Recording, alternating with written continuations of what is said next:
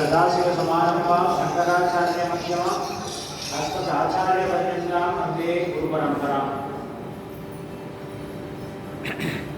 अपारकरुणासिन्धुं ज्ञानदं शान्तरूपिणं श्रीचन्द्रशेखरगुरुं प्रणमामि मुदान्वहम्। பிரமாச்சாரியாருடைய பரம கிருபையினால சாரதா நவராத்திரி உற்சவமானது நம்மளுடைய காரைக்குடி சங்கரமடத்தில் ரொம்ப அற்புதமாக இன்றைய தினம் அம்பாள் உபாசனையோடு ஆரம்பிக்கிறோம்.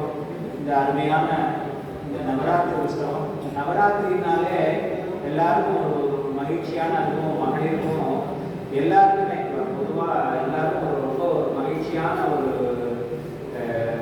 தினங்கள்.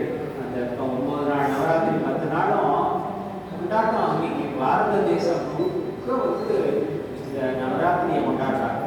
பண்டிகை வந்து பெங்காலில் மட்டும் கிடையாது, டெல்லியில் மட்டும் கிடையாது, எல்லா இடத்துலையும் இன்னைக்கு வந்து நவராத்திரி வைபவம் வந்து அதுவும் சாரதா நவராத்திரி, விசேஷமாக சாரதா நவராத்திரி ரொம்ப அற்புதமாக கொண்டாடி அம்பாள் உபாசனையில் ஒரு 10 நாள் எல்லாரும் அம்பாளுடைய பக்தி சிரத்தையாக அம்பாளை வழிபாடு செய்கிறோம்.